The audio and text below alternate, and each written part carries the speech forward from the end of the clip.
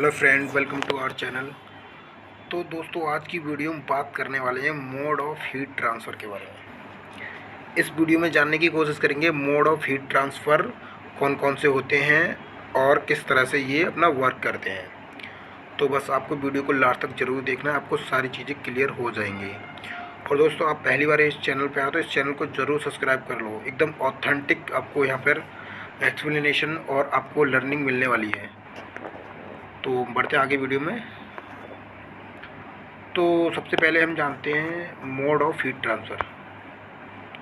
तो हमारे 3 टाइप के मोड ऑफ हीट ट्रांसफ़र होते हैं: कंडक्शन, सेकंड है कन्वेक्शन और थर्ड है रेडिएशन। तो सबसे पहले जो हीट होता है, हीट एक हमारा एनर्जी का ही फॉर्म होता है।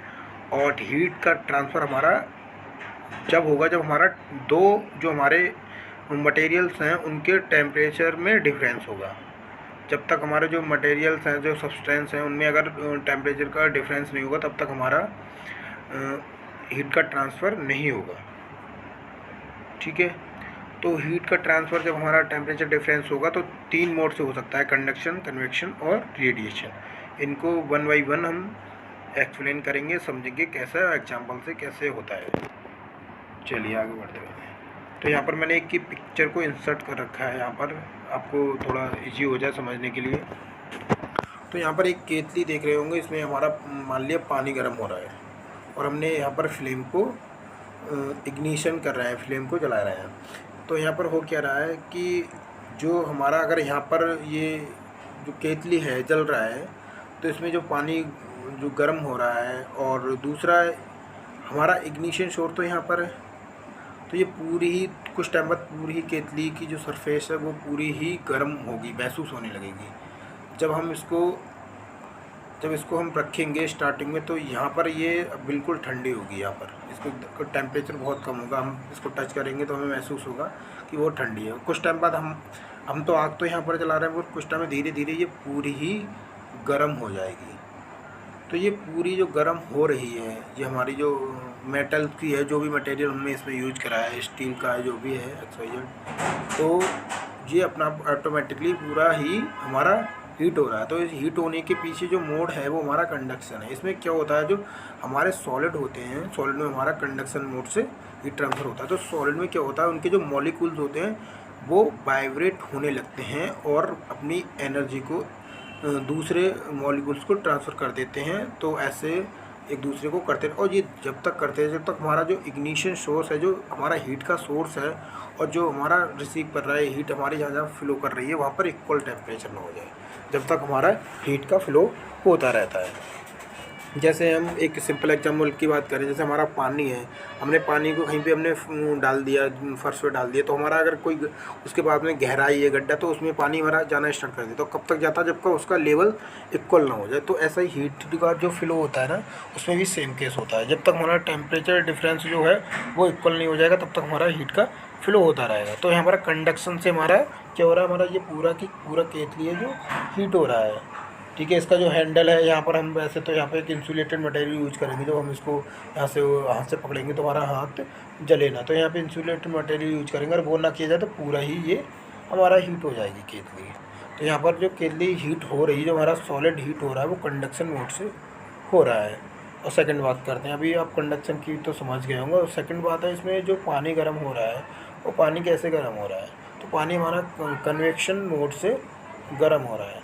ये होता क्या है, जैसे हमारा यहाँ पे हमारा हमने फ्लेम को स्टार्ट करा, तो ये फ्लेम जल रही है, इसकी आग जल रही है, वो नीचे की जो सरफेस होती है हमारा जो केतली को, उसको हॉट कर देती है। और जब वो गर्म होती है तो उसके टच में होता है पानी हमारा, तो पानी भी गर्म होने लगता है।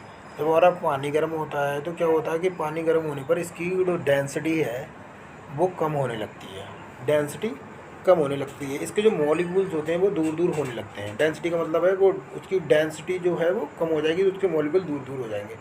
डेंसिटी का क्या होता है, द्रव्यमान बराबर एक होता है फार्मूला, आयतन गुणा घनत्व। ठीक है। तो हमारा डेंसिटी इक्वल टू क्या हो जाएगा, एक सेकेंड,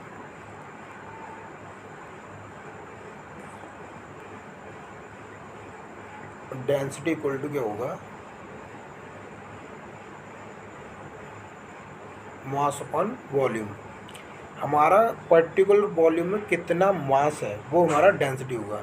हमारा वॉल्यूम मान लिया हमने इतना वॉल्यूम है, इसमें हमारा जो भी मास है मान लो ज़्यादा भी हो सकता है कम भी हो सकता है। ज़्यादा कब होगा, इसको बिल्कुल एकदम पास पास कर दिया जाए। जैसे एक कमरे में मान लो 20 लोग आ सकते हैं, हमने क्या काम करा, उसमें 20 तो नॉर्मल कंडीशन में आ सकते हैं, हमने क्या काम करा 25 उसमें घुसेड़ दिए ज़बरदस्ती, उनको ठूँस ठूँस के घुसेड़ दिए। क्या होगा, उसकी डेंसिटी बढ़ रही है कि हमारा वॉल्यूम तो सेम रहेगा पर उसमें जो मैटर है वो हमारा ज़्यादा आ रहा, तो वो पास पास हो जाएंगे। जो भी हमारे पर्सन है वो एकदम पास पास हो जाएंगे, तो इनका क्या होगा कि उसमें हमारा डेंसिटी इंक्रीज हो जाएगा। तो ऐसे ही हमारा यहाँ पर होता है। तो जब हम इसको हीट करते हैं पानी को तो उसकी डेंसिटी कम होने लगती है, उसके मॉलिक्यूल दूर दूर को होने लगते हैं।